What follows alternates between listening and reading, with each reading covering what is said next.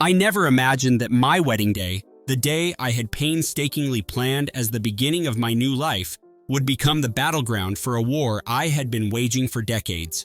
Growing up with toxic parents was like living in a cage constructed of their cruelty and manipulation. Every moment of my childhood was punctuated by their constant belittling, their insatiable need to control, and their unrelenting emotional abuse. Even as I grew older and began to form my own identity, they made sure I never forgot how inadequate I was. For years, they bullied me, using every opportunity to remind me that I was never enough. And while my sister always clung to their distorted version of love, I was left to pick up the shattered remnants of my self-worth. When I began planning my wedding, I made one non-negotiable decision: no toxic influences allowed. I had spent far too many years under their oppressive shadow, and I vowed that my special day would belong solely to those who celebrated me for who I was, not for what I was expected to be. Inviting my parents was simply not an option. The memories of their manipulative behavior, the humiliations in public, the harsh criticisms whispered behind closed doors, the constant comparisons to an impossible standard, were too raw to allow them near my joy. I decided that my wedding, a celebration of genuine love and the promise of a fresh start, would be my final act of defiance. I remember the moment I finalized the guest list. I sat for hours, painstakingly compiling names until I reached that final, fateful decision. My parents would not be among the faces celebrating my happiness. The relief I felt was immense, yet I knew it would not come without consequences. And sure enough, once word got out, my sister's phone began to ring off the hook. She was frantic, a mix of pleading, desperation, and hurt laced every word as she insisted that our mother's last wish was for the entire family to be together. She even offered to pay for any extra expenses, as if money could erase years of toxic behavior. Her pleas were heartbreaking, but I would not allow her appeals to shake the foundation I had built for myself. The day of my wedding arrived, and it was, in every sense, a triumphant celebration of freedom. As I walked down the aisle, every step I took was a silent declaration that I was reclaiming my life.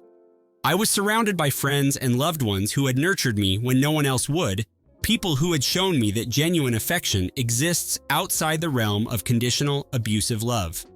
In that moment, my wedding was not just a union with my partner, it was a revolution against the toxic legacy that had plagued me for so long. Midway through the reception, my sister cornered me in a quiet corner of the reception hall.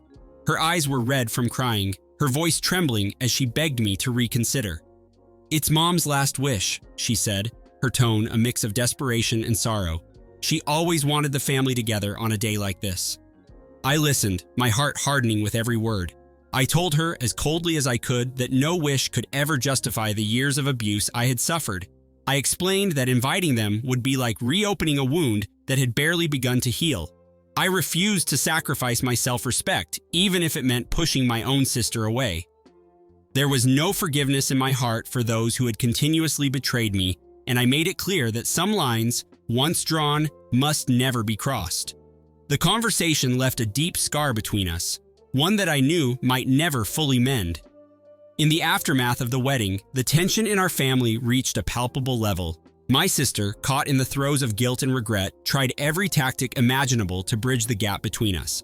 She attempted to justify our parents' behavior, citing their own troubled pasts or dismissing the abuse as something I was simply overreacting to. But each time, I found my resolve strengthening. I could no longer allow myself to be dragged back into a cycle of pain that had defined my entire life.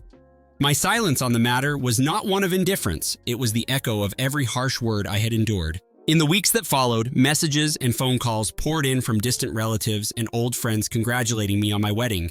They had no inkling of the dark history that had led to my decisions. When I recounted my story, there was a raw mix of pride and bitterness in my voice. I spoke of the endless cycle of abuse, the countless nights spent in tearful isolation, and the daily struggle to reclaim my identity from under the weight of my parents' expectations. Every word was a reminder of the power I had taken back from them. I had finally woken up from the nightmare, and my wedding was the turning point that signified my emancipation. I began to document my experiences online, writing what became a raw, first-person account of my journey from victim to survivor. I detailed the constant bullying, the suffocating control, and the relentless emotional manipulation that had defined my relationship with my parents. My blog post resonated with thousands of people who had suffered similar abuse, and the outpouring of support was overwhelming. Comments flooded in from strangers and acquaintances alike, each message affirming that I was not alone, that my story was a testament to the strength it takes to break free. Every word of encouragement fueled my conviction that I had made the right choice. One comment in particular struck a deep chord. A reader, whose own story of escaping toxic family dynamics mirrored mine, wrote about the moment they realized that reconciliation was not an option, that true healing required severing the chains of abuse, no matter how painful the act might be. Their words, blunt and unfiltered, validated my own decision. It was not about hating my parents, it was about preserving my sanity and my future. The recognition that revenge need not be a vengeful act of malice, but rather the satisfaction of reclaiming your life, was both liberating and profoundly satisfying. Despite the support I received online, my sister's appeals became an ever-present thorn in my side. She would call at all hours, her voice a mixture of remorse and stubborn hope, trying to convince me that inviting our parents would heal old wounds. "They're family," she would say, as if that simple word could justify years of cruelty. "Maybe if we try to mend things, things can be different this time." But I knew better. I knew that no amount of try could erase the scars they had inflicted. Each conversation with her ended with me reiterating the unyielding truth. I would never let them back into my life, not even for a moment of peace. I also received unsolicited advice from well-meaning friends who believed in the sanctity of family unity at all costs. They would say, "Maybe you should try forgiving them," or, "Don't you think it's time to let go of the past?"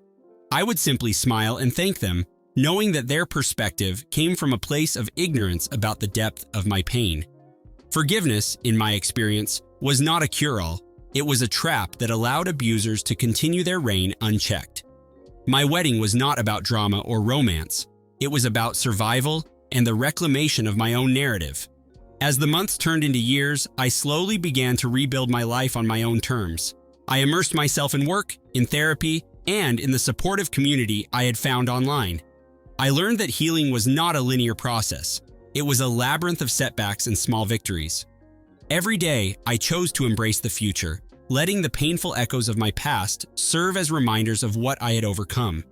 I had built a life filled with genuine connections, with people who valued me for who I truly was, not for the role I was forced to play in a dysfunctional family drama. There were moments of vulnerability when I almost craved the approval of the very people who had tormented me. In quiet moments, I would recall memories of a happier time, wondering if reconciliation could ever be possible. But those thoughts were always quickly replaced by the reality of their behavior, the manipulation, the cruelty, and the constant need to control. I learned that true revenge was not about causing them pain, it was about freeing myself from the cycle of abuse that they had imposed upon me. My wedding, in all its defiant glory, was the ultimate act of self-preservation. I remember a particularly bitter phone call with my sister. She had left a voicemail, her voice shaky and pleading as she insisted that I reconsider, that I let go of my pride for the sake of family unity. "It's not too late," she whispered, as if the weight of our past could somehow be lifted by a single act of concession. But I left the message unheard. I couldn't bring myself to relive the toxic memories by giving her the satisfaction of a reunion with our parents. Every moment of silence on that call was a testament to the years of emotional scars that I had refused to let heal through forgiveness. I had built a fortress around my heart, and no amount of pleading, no matter how desperate, could break through it. In the quiet aftermath of these confrontations, I began to understand that my journey was far from over. Every day was a battle, a constant choice to live freely despite the shadows of my past. I channeled my energy into creative pursuits, into writing, and into helping others who found themselves trapped in similar cycles of abuse. I spoke at support groups, sharing my story in the hope that my words could spark the courage in someone else to break free. The satisfaction I felt from those moments of empowerment was indescribable. It was the sweet taste of freedom after decades of confinement. After my wedding, I took a few weeks off from social engagements to truly process what had transpired.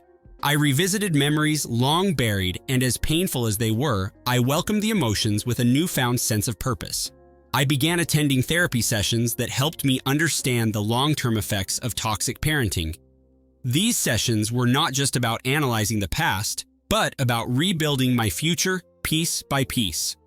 In every session, I discovered more about my resilience, about how I had always been capable of standing strong even when the world tried to break me. In one particular session, my therapist challenged me to articulate exactly why leaving my parents off the guest list was not an act of hatred, but rather one of self-preservation. I explained that their abuse had been so ingrained in my life that every interaction with them felt like a regressive step backward. My silence, though painful, was a form of liberation, a way to ensure that I would never have to relive the humiliation and control they exerted over every facet of my existence. I realized then that my rebellion was a testament to my strength, not a dismissal of family, but a rejection of a toxic definition of it. The healing process was not linear. There were days when guilt crept in, accompanied by pangs of sorrow over the life I could have had if only my parents had been capable of offering love without strings attached. I would receive messages from old friends, some of whom still believed in the notion of family unity no matter the circumstances. But each message, no matter how well-intentioned, only reaffirmed my decision. I started to see that genuine love was not about forcing dysfunctional bonds. It was about fostering relationships that nurtured growth and happiness. Even as my sister continued to plead for a reunion with our parents, I began to see a change in her demeanor. The sharpness in her tone softened, replaced by a tentative sadness that hinted at the realization of what had truly been lost. Our conversations grew fewer and far between as she struggled to reconcile her desire for familial unity with the undeniable reality of our parents' abuse. I sensed that deep down she was beginning to understand that reconciliation was not about forgetting the past, but about moving forward without sacrificing your own well-being. Looking back, I see the road that brought me here was littered with the remnants of old wounds and shattered expectations, but it also paved the way for a future where I am no longer defined by the cruelty of those who were meant to love me. I stand here today, not as a victim, but as a testament to the power of self-determination. Every word I write, every decision I make, is a tribute to the strength it took to break free from a legacy of abuse. My wedding was more than a celebration. It was a revolution, a turning point that marked the end of an era of toxicity and the beginning of a journey toward true happiness. I will forever hold on to that day as the moment I reclaimed my life, and I am proud of every step I have taken since then. Let my story be a reminder that sometimes the greatest act of defiance is simply choosing to live the life you deserve.